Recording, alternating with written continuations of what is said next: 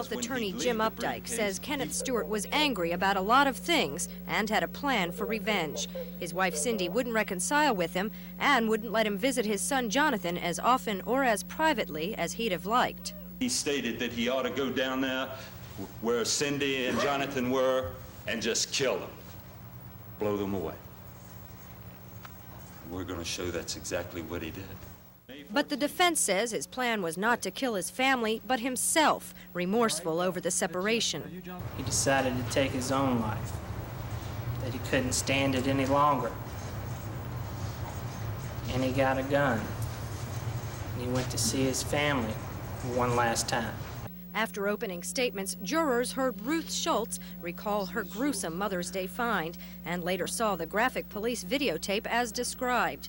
A puddle of blood in the downstairs playpen, and upstairs her daughter, baby in her arms, both lying dead. Then Stewart's own confession was played for the courtroom by the Bedford County investigator who questioned him after his Ohio arrest. That's the last thing I remember is pleading with my wife and stuff to let's, try to get things back together. The defense explained in opening statements that these confessions were an attempt to help police, saying Stewart assumed he was responsible for the killings, though he couldn't remember the actual event. But when asked what Stewart's defense actually is, attorneys refused comment. So we'll have to wait until it's their turn to find out. Noreen, Turyn, News 13, Bedford.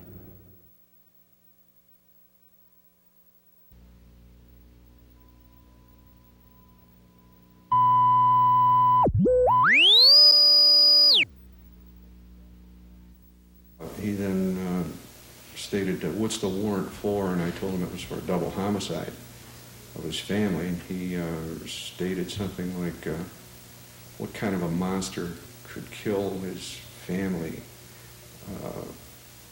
You mean my family's dead? Commonwealth attorney Jim Updike said in opening statements that the scene of mother and baby arm in arm was designed by Stewart to be a picture for his in-laws to find. And Cynthia Stewart's father says that is indeed what he found.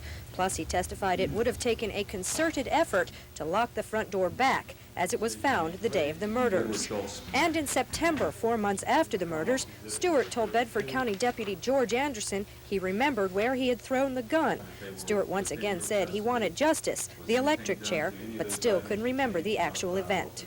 Mr. Stewart stated his wife fixed him a glass of tea, and then Mr. Stewart stated it was premeditated to kill my wife because he couldn't handle her leaving him, but that he was going to kill her and take the baby to his parents' home and then return to where his wife was and turn himself in. Tina Douglas.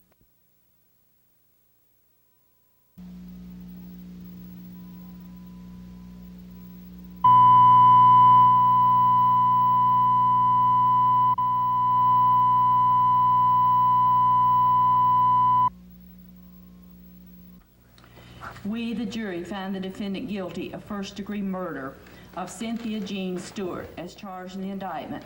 Jurors have heard days of testimony on behalf of the Commonwealth that Stewart had planned to kill his wife because he was angry she wouldn't take him back, and loads of physical evidence that the murders took careful, calculated planning. The final result, Jim Updike contends, a gruesome vision for his hated in-laws to find. He gave them a Mother's Day. He did give them a Mother's Day. He gave them a picture that they'll never forget for the rest of their lives. But jurors had little to consider on the part of the defense. Stewart never took the stand, and in fact, no witnesses testified on his behalf at all. His attorneys don't dispute that Stewart was responsible for the deaths, but question their premeditation. The scenario they offer is that he intended to kill himself in front of his wife when he stuck the gun in his boot. And she's sure not going to let him in the door carrying a rifle. She's sure not going to let him in the door carrying a pistol in his hand. If he's going to commit suicide in front of her, he better carry it somewhere else. But Updike left jurors with this to think about.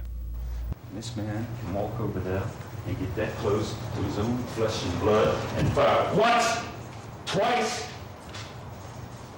and you tell me he didn't intend to kill him? What in the world did he intend?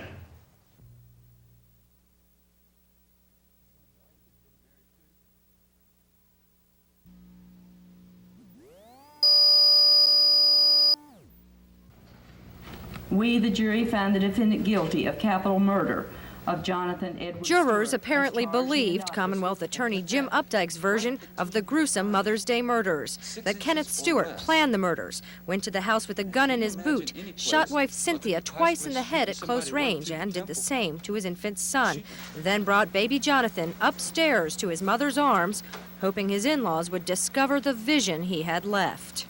Well, you can't put the baby in the mother's arms with her lying over there like that. So he takes her and he slings her. That whiplash action, just as with a paintbrush, leaving the splatters over a wall. The defense doesn't deny Stewart is responsible. He even said so himself in numerous taped confessions. But not today. Stewart never took the stand, nor did anyone else on his behalf. Defense attorneys simply hoped the jury would believe that the murders were not premeditated, but instead that he intended to kill himself in front of his wife when something snapped. There was an argument. She was shot. The baby was shot. And we can't explain that. Kenny doesn't remember what led to it. He doesn't remember what happened at that point. The jury, on the other hand, will not soon forget the bloody photographs, the graphic videotape, and the scenario as the prosecution describes.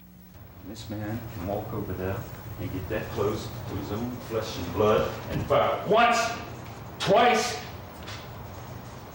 And you tell me he didn't intend to kill him? What in the world did he intend? Now the jury has to come back Tuesday to hear more testimony, this time to determine if Stewart will get life in prison or the death penalty, the only two choices in a capital murder conviction. Noreen, Turyn, News 13, Bedford.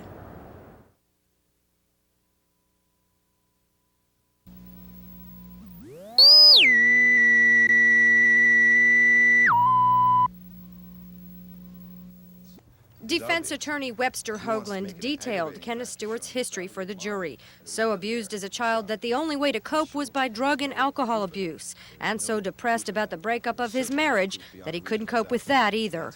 First contact anyone had with him. I've destroyed everything I love. Is that man right? And you can consider that. That's the mitigating factor. Was he suffering from an extreme emotional disturbance? Well, of course he was.